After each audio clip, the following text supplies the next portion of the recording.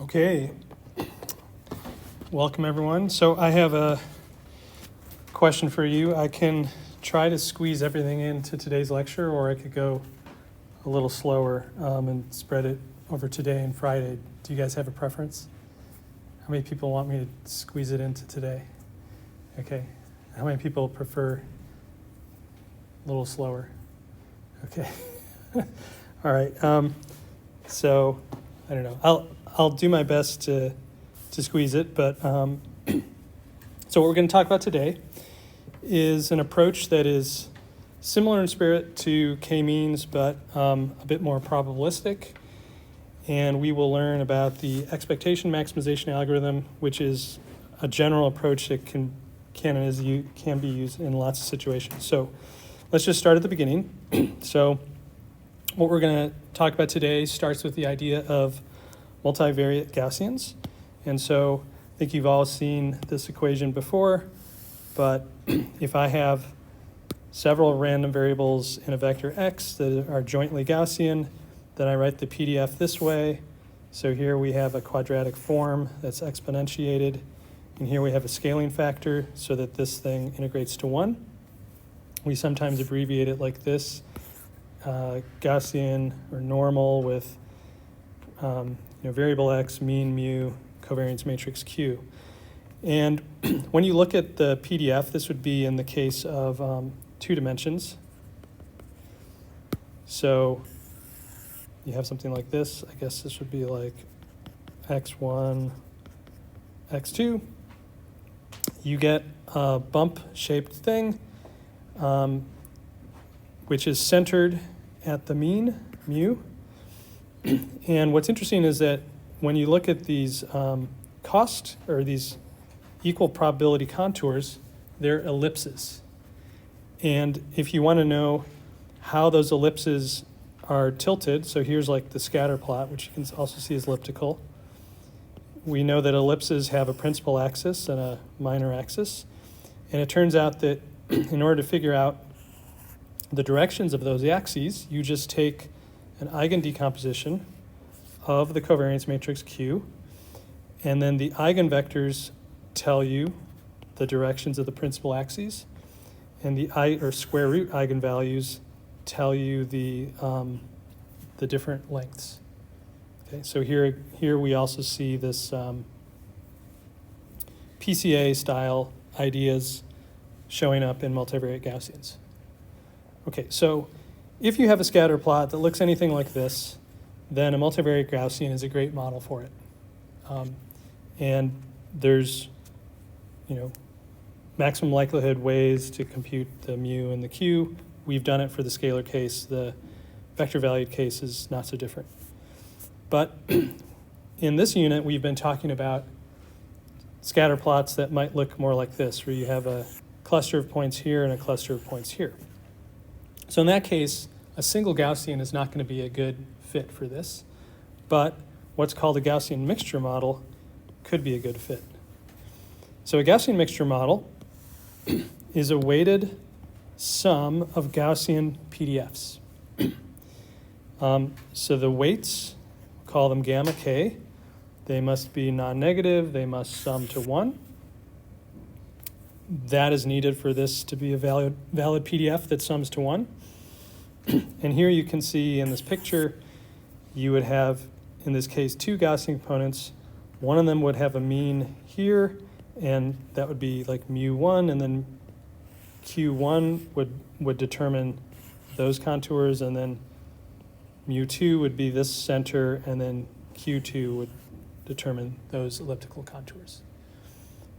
So that's how you can model these sorts of scatter plots. Of course, if you had more points over here, then you would want to add an additional Gaussian mixture term. Any questions on that? Okay, so one thing I want to point out, sometimes people get this confused. If you have, let's say, 2 Gaussian vectors, so x1 and x2 are both Gaussian, and you sum the values, those vectors themselves, that is not what we're talking about. So what, or you could do like a weighted sum. Gamma 1, gamma 2. So this is not what we're talking about. We're talking about weighting the PDFs themselves. In fact, if you have this, turns out that you might remember addition in the variable space is the same as convolution in the PDF space. And actually, if you convolve two different Gaussians, you get another Gaussian. So this actually would give you a Gaussian random variable. We're talking about doing something else. We're talking about weighting the PDFs themselves. And then you can get things like this.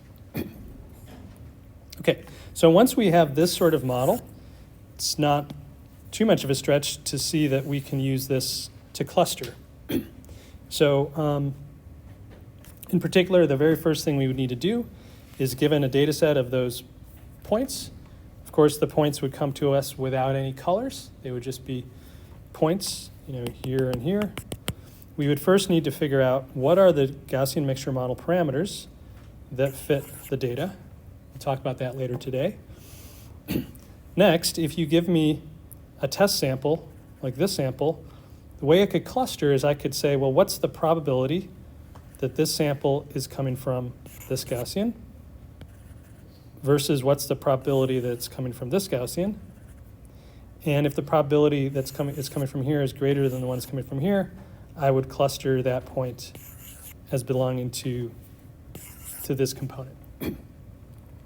So that's essentially at a high level how we're going to do that clustering. So we'll go through those details today. So basically cluster a test X by determining which Gaussian mixture model component K is most probable. Okay, so at the high level, is this sort of making sense? Okay, so, all right, so one way to understand, this second step better is to think about a related problem. Let's say I gave you the Gaussian mixture model, so you know the gammas, the mu's, and the q's, and you wanted to actually generate random values that would give you a scatter plot like that. Okay, so this is sort of a strange PDF. It's not something that maybe you've seen before, but what you can do is you can break this into two stages. So the first stage of generating those points is that you draw a component index. We'll call it kappa. That's just an integer from 1 to k. That tells you which of the components a given point is going to come from. And second, you draw the point from the kappeth PDF. Okay, so first you say, I'm going to basically flip a coin. It's going to come from red or blue. And then if you got, heads, you say, okay, now I'm going to generate a point from this Gaussian. Generating a point from a Gaussian is pretty straightforward. So that's how you can generate points from a Gaussian mixture model. Split it into two stages. Draw the component index, we'll call it kappa, and then draw X according to the PDF using that kappa.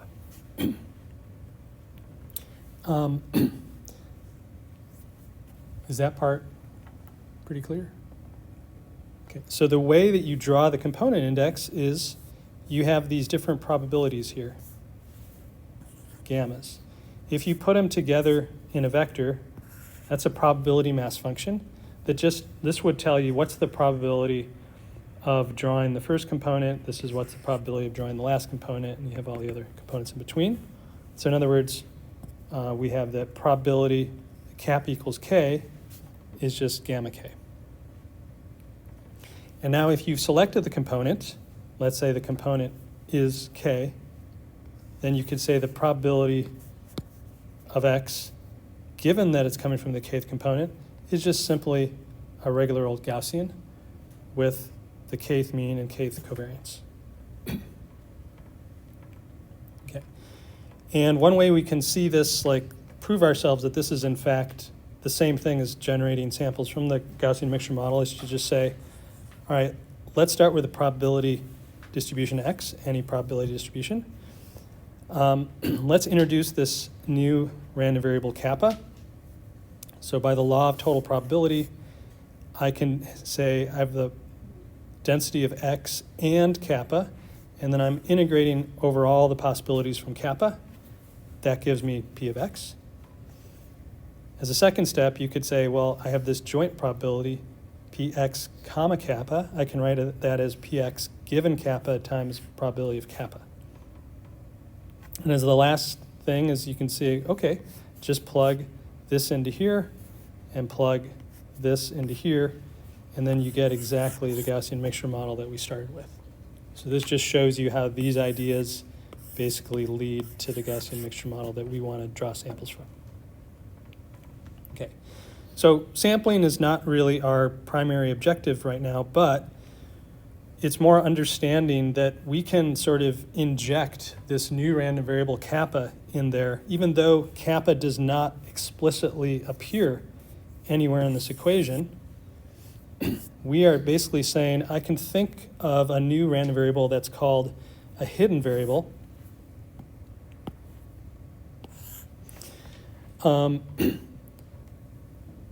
I can basically write the PDF in terms of that hidden variable. So here's how I'm writing it. I'm saying, probability X given kappa times probability kappa. So all of a sudden this new random variable is showing up, and that's actually very useful because that is the key quantity we need for clustering. If you're given a test point here, you can imagine that there is a true kappa associated with this. This really did come from here. And we then want to derive the probability of kappa given X. This is clustering. So I guess here's the bottom is the final clustering statement. So if we can sort of make this tractable, then what we want to do is we want to evaluate for all the different cluster indices K, from 1 to capital K. We want to compute this for a given test X, and just choose the K that makes this the largest. Which cluster kappa is the most probable given X? So that's map estimation, something we learned about back in Unit 4, but here we're using it again. Now, how do we make this tractable? Probability kappa equals K given X. So for this, we need to use Bayes' rule. We don't know an expression for this, but with Bayes' rule, I can swap the indices, swap the conditioning like this. If I then multiply by probability of kappa, divide by probability of X. And now these things we all know. So probability X given kappa, that's the Gaussian. Probability of kappa, that's just the weight. And this thing on the bottom, Px, I can write it this way, which is a sum over the product of those two things. Okay, so now we've written it in terms of familiar quantities. It's kind of a complicated expression, but it is something that we could evaluate. If we know all these parameters, gammas, mu's, q's, and we're given a test sample X, we can just plug it into this expression here, and we can evaluate this for all the different K's, and then we can figure out which is the most probable cluster that that X came from. So that's essentially how we're going to do clustering. Okay, so here's the summary. You're given a data set, samples xi, I going from 1 to n. The first thing we need to do is fit the Gaussian mixture model parameters to this data set. Once we've done that, we know all these quantities here. Then we can compute the probability for every sample I in our data set, and for every hypothesis of the cluster K, we can compute these soft probabilities. Probability that xi came from K, we'll call that kappa I. And then we can look through the kappa I. For kappa I, we can look at the different values. Does it equal 1? Does it equal 2? And so on. And we'll choose the largest value. So this is how we do clustering. What's a little bit more tricky is fitting these Gaussian mixture model parameters. So that's what we'll spend most of today talking about. So at a high level, we would like to use maximum likelihood as always. So we want to maximize px given theta over theta. We know we can instead maximize log of px given theta. And if we assume IID samples, as usual, we have a product inside the log, but then we can bring the product outside. It turns into a sum log. And here we have the GMM PDF of xi. And so this is complicated because, so we're used to seeing this with big K equals 1. It means there's no sum. In that case, log of a Gaussian simplifies because there's a nice exponential on that Gaussian and log cancels it. We get this nice quadratic plus a constant. The problem is when you have this sum here, that nice simplification is no longer possible. You actually have a sum of exponentials, and the log of a sum of exponentials cannot really be simplified at all. So you're sort of stuck with that. That is the simplest you can make this log likelihood. Unfortunately, this is non-convex. It's difficult to maximize. So the question is, how do we do it? So we're going to talk about a very powerful approach called the EM algorithm. How many people have heard of the EM algorithm? Okay. So the EM algorithm is something you can use when you have a difficult maximum likelihood estimation problem and you would like to try to solve it. You want to try to solve it. Maybe, for example, maybe it's not differentiable, so you just can't even use a gradient-based method. So the EM algorithm is a great approach. It usually converges very quickly. It can converge to a bad local maximum. So you want to give it a good initialization in most cases. But anyway, it's used quite often. So the EM algorithm essentially iterates between two steps, what's called the E step and the M step, which is the expectation step and the maximization step. So the steps are written here. They're pretty hard to interpret, so we need to unpack them. There's a lot going on there. So let's instead, we'll come back to that in a moment. Let's instead start with some of the more basic principles. So let's say I start with any log likelihood of this form, px given theta. And let's say that I have some hidden variable z. So we saw when dealing with these Gaussian mixture models that a nice choice of hidden variables are these discrete component indices. That was one hidden variable. There's many other ways to make hidden variables.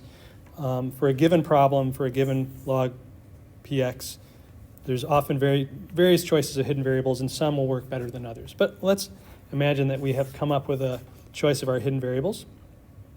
And let's say we have a PDF on those hidden variables, a belief on them. We'll call that belief p hat. We won't need to assume that p hat is some truly accurate PDF that describes that random variable. It's just a belief. It's just sort of a model. We think that it's kind of, the probability is concentrated over here. Okay, so that's where we start. So the first step is to notice that we can always write this. Although it might look complicated, realize that this is an integral over z. This term has nothing to do with z, so you can pull it out of the integral. Once it's out of the integral, the only thing left is an integral of this p hat. And since it's a valid PDF, it must integrate to 1. So obviously, this must be true. Okay, the second step is also kind of not intuitive. We're going to take this probability and we're going to write it in a complicated way. And the motivation will become clear in a moment, but let's just first try to understand why is this equal to this.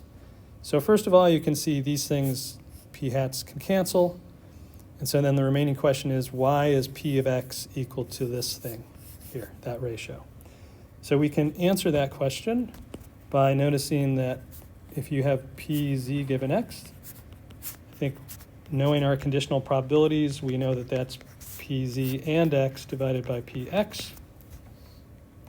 And so that, if I just swap those two terms, that implies that px is pz comma x over pz given x. Okay, so this is a very complicated way of writing px for any random variable z. So anyway, that's what we've done here. We've written px as that ratio. Okay, now that I have this log of this complicated thing, we know that log of a product is the sum of the logs. So I can write this as log of px and z minus log of p hat plus log of that ratio. And so that's what we have here. We have those three log terms. And given that we have a sum of terms here, because the integral is linear, we can write that as three separate integrals. Okay, this first term is, you can notice its form. It's a sort of statistical average of this, where you're averaging over z according to the PDF p hat. So we're going to write this as an expectation of this quantity using this PDF. This second term here is just something called the entropy. It's studied in statistical physics and information theory, but it's just given any p hat, if you form this integral of p log p, that's the entropy. And the final thing is this quantity, which is something called the Kullback-Leibler divergence.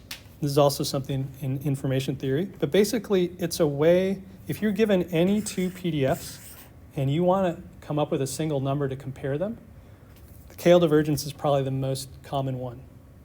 So you can see that if these two PDFs are equal for all z, then you'll get the ratio 1, and log of 1 is 0, and so this whole thing will disappear, meaning that if you compare two equal PDFs, you get the KL divergence of 0. That's the smallest you can ever get. As the PDFs start to get more different from each other, this thing grows positive, and the KL divergence is positive. So the KL divergence is something that can never go negative, and that is the whole motivation of writing the log likelihood in this way. In particular, because this is positive, if I get rid of this, then this right side gets smaller, right? And that means that what remains here is a lower bound of the log likelihood. So here's where we get this lower bound, is we've just removed this term, kept those two terms. So here's a lower bound on the log likelihood. We're going to give this lower bound a name, script L, and it depends really on two things. It depends on p hat, our belief, and it depends on theta. Okay, so we'll name this L p hat theta. So the way that the EM algorithm works is it iterates two steps. First, so this is a lower bound on our log likelihood. We want to maximize the log likelihood with respect to theta. So what we do is we iterate between tightening this bound by choosing p hat and then maximizing this over theta. So those are these two steps, the E step and the M step. So let me show you a graphical picture. So here we have a plot where theta is just a scalar, and this is this is the log likelihood.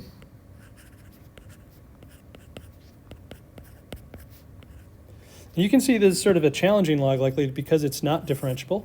So you couldn't just set the derivative with respect to theta to 0 in order to find the peak. That wouldn't work. Okay, so what you could do is you start with some guess of theta. Let's say that this is the guess. We're going to construct a lower bound on the log likelihood that is tight at that theta, meaning it's exactly equal to lower bound, to the log likelihood at that theta. So that is how we do that is, okay, this KL divergence is how loose our bound is, right? Because when this equals 0, then this sum of these two terms exactly equals this. My lower bound is tight. So what I do is for a given guess of theta, I'm going to choose p hat of z. I'm going to choose that exactly equal to this so that I get a ratio of 1, log of 0, and this whole thing disappears. So essentially, in this picture, I'm choosing p hat. I'm choosing some Gaussian, some Gaussian shape here so that I get a perfect agreement there. The second step is I fix that p hat, and now I optimize my lower bound over theta. So I figure out what is the theta that makes this peak. Well, that's right in the middle. And then I go back to step 1. I come up with a new lower bound, which is going to be tight there. And I maximize that over theta. That's my next theta. Then I come up with a new lower bound that's tight there. And so on, so on. And eventually I will converge to the peak. My theta will hit the peak. Okay, so that is the approach. Alternate between tightening the lower bound and maximizing the lower bound. And that is exactly what the EM algorithm is doing. So this generic approach in terms of optimization, this is called majorization minimization. So EM is just a special case of that, but it's a special case of that applied to this particular choice of hidden variables. So as we saw above, this is our log likelihood. So if what I want to do is I take a particular guess of theta, I'm going to call that guess theta at iteration t, and I'm going to want to maximize or choose p hat to tighten my bound. So I'm going to choose p hat equal to this with theta t there. So so here's what I need to choose. I need to choose that equal to this, and I do that this way. Okay, now I have my p hat, I fix that, and I go back and I think, how can I improve theta? So now I focus on this term for that fixed p hat, but now instead of fixing theta, I allow theta to be a free variable. There is still, my guess of theta is still used in this p hat here because p hat depends on my guess. But the theta over here is free, and that is what I maximize over theta. So those are the two steps, the bound tightening and the lower bound maximization. Okay, so finally connect things back to the first page. Here you can see, so here's the lower bound of the joint x and z. That is exactly what we have here for this particular probability here, which is density of z conditioned on x evaluated at your previous guess. So we're just giving the name q there. It depends on theta, and it depends on theta t down here. And then this maximizes theta, maximizes this over this theta there. Okay, so that's kind of a quick pass through EM. Are there any questions? I know it's a lot of information. Okay, so that's the approach.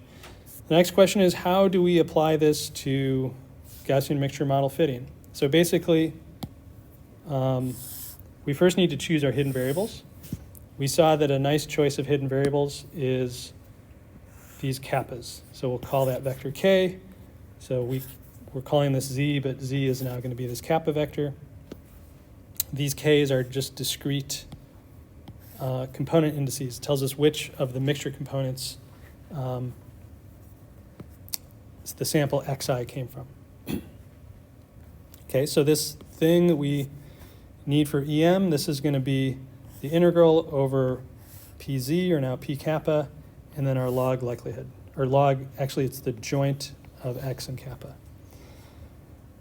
So for us now, we're going to assume that all the different xi's are independent, statistically independent, so we can write this as a product over these probabilities xi kappa I. And so if we do that, we take the log of the product, which turns into a sum. We move the sum to the outside, and now the integral reduces from multiple variables to a single variable. The next step is realizing that, okay, this is kind of weird, like this is a discrete random variable, so why am I writing this with an integral? I should write this with a summation over all the values that kappa I can take on, which are k is 1 through capital K. So let's write it this way, and let's translate this into something that might make more sense. The probability that kappa I equals k, given those things. And over here, this joint probability of those two things can be written as probability x given kappa times probability of kappa. We want to do that because we know that this is just Gaussian, and then this is just our gamma k. Okay, and finally, we're going to give this thing a name.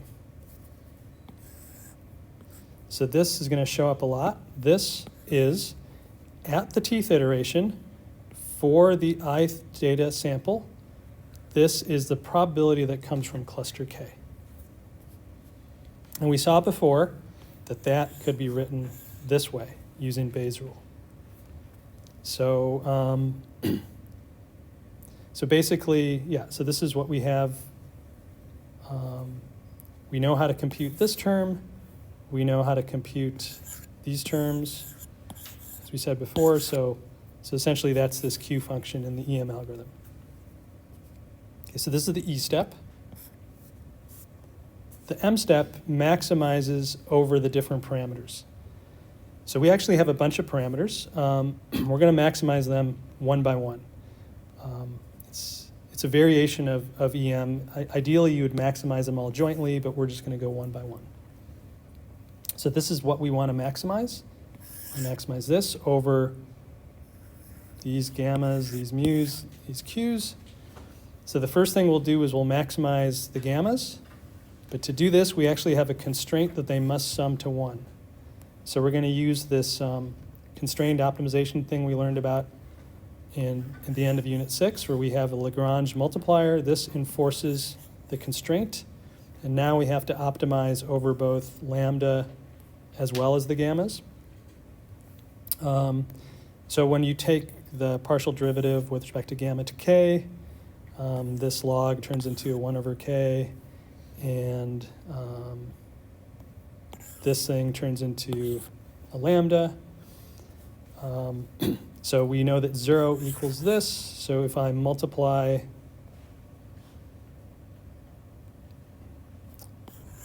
both sides of this by lambda k, I get this equation.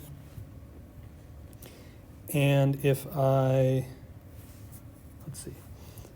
if I sum both sides across k, so sum 0 across k, sum this across k, we get this equation.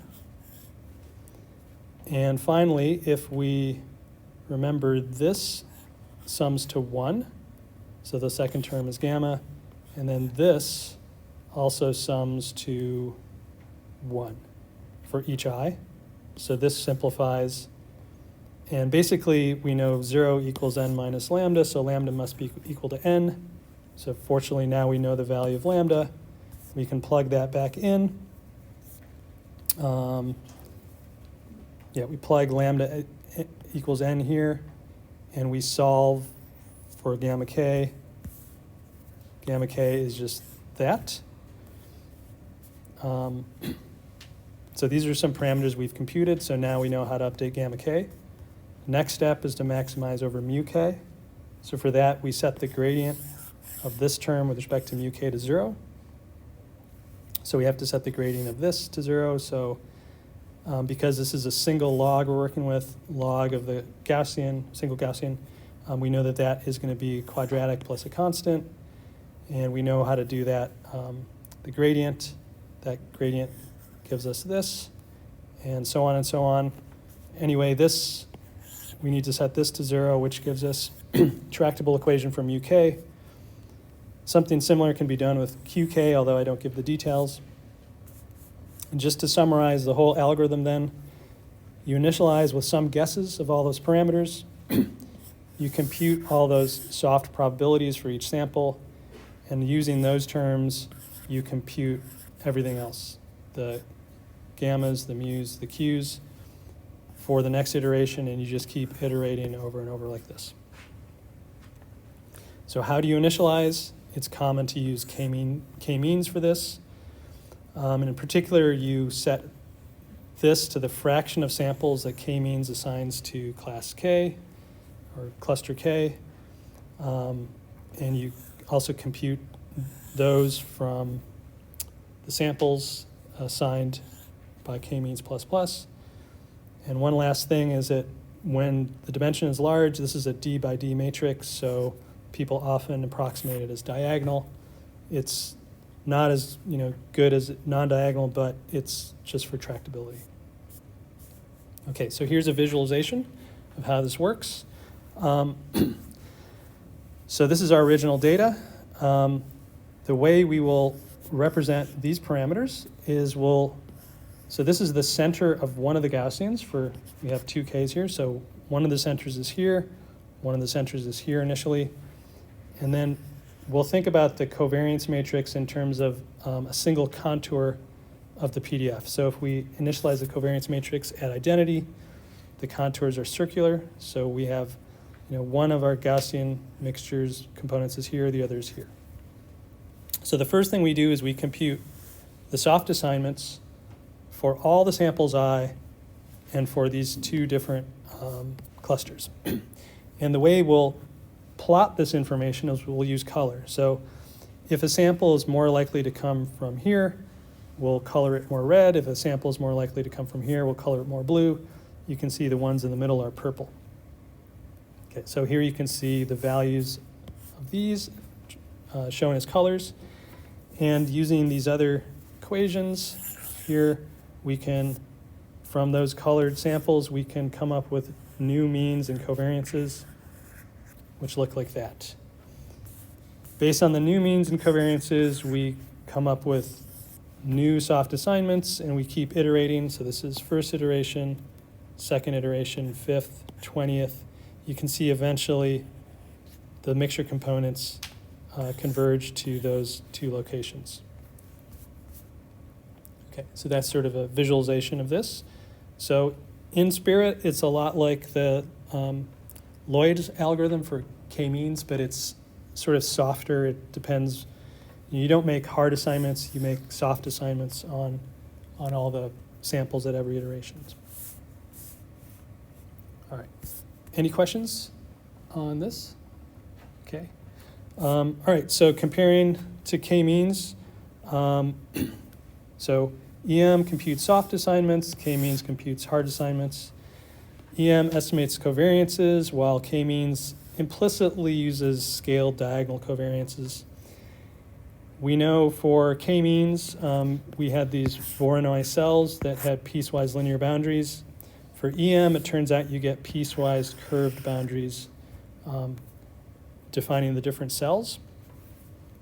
EM basically estimates weights. It can tell you, like, are there more samples that come from here versus here, whereas k-means doesn't do that. EM is more computationally expensive than k-means. Both can get stuck in local minima. Both should be initialized well. Both are implemented in sklearn. Okay, so any questions on the comparison? Okay, last thing to show you is a demo here of color quantization. So most color images, they have red, green, blue channels, and they have 8 bits assigned to each channel. That means that there's 2 to the 8 or 256 brightnesses for red, for green, and for blue individually. In total, there's 24 bits per pixel for these images, and that means 2 to the power 24 different possible colors, which is almost 17 million colors. So even though 8 bits might sound like, not that many bits, you can make a lot of colors from 8 bits per channel. Okay, so that's a true color image, 24 bits per pixel. Let's say we want to do image compression just on a pixel by pixel, in a pixel by pixel way, which is definitely not very sophisticated, but what we're going to do is we're going to try to approximate an image. Instead of using 17 million colors, we will use only 16 colors per pixel, which means 4 bits per pixel, which means a compression by a factor of 6. So the key question now is, well, if I only get to use 16 colors to represent all the pixels in my image, what are the 16 colors I should use? So one way to visualize this is we're essentially living in a 3-dimensional space. I did draw this a little better. Okay. Red, green, blue. So what I have is I have all these different points in that space. Each one of these points is 1 pixel for my image. What I'm trying to do now is figure out 16 different colors which are located close to most of my points. So essentially, I'm doing clustering in 3 dimensions. I want to come up with these 16 different cluster centers that most of the pixels in my image are close to. So that is how I can think about, that's how I can do this color choice problem, treat it as clustering. 3 features, 16 centroids. Now, ideally, we would do this with all the pixels in the image. However, there's 273,000 of them. That would take a while. So instead of using that many, I'm just going to sample 1,000 at random, and that's going to be enough to get decent approximation of those 16 colors. And we're going to do this with both expectation maximization GMM as well as k-means ++. So let's take a look at this original image.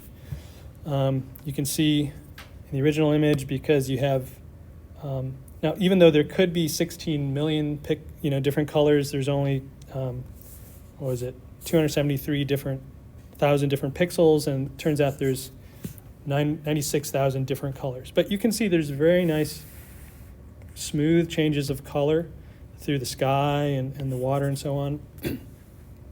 So if we do this with Gaussian mixture model, we've had to choose 16 colors, and now you can see that you don't have these smooth changes anymore. There's basically like 3 different colors that are used for the sky.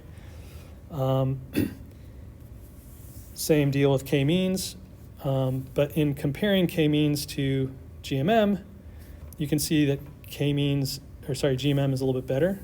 For example, look at what happens over here. You can see this has sort of a nice single color for the water, more or less the same here, but in k-means got all messed up. Another thing you can see is, let's look at this island here with a bridge. Gaussian mixture model, you can still see the island and the bridge, but with k-means, it just gets all mashed together. So if you look closely, GMM is working better than k-means, which is what you'd hope because it's more expensive, it's more parameterizable and all that. So that's it. I did manage to finish everything at a rapid pace here. Are there any questions about anything here? Okay. Any questions about the project? Yes. Is that due? I didn't see what time on Monday is that due? Midnight. Okay. Yeah. Any other questions about the project? Okay. So the only thing left is I have, maybe I can just go through and call attendance for the, I have like some people I have several, 5 attendance values, other people 4, so maybe I can just make it uniform So if I call your name and you're here, just let me know. So Seth Aldridge? No? Okay, what about Dominic Alexander? Okay. Nathan Becker? Here. Okay. Jacob Brees? Here. Okay. First name Qian? No. Okay, Sudhis Sharan Chakravarthi? No. Jake Chang? All right. Ian Gibson? Yep. Khaled Hamil? Ethan Hartman? Simon Hoppa? Okay, Siyu Huang?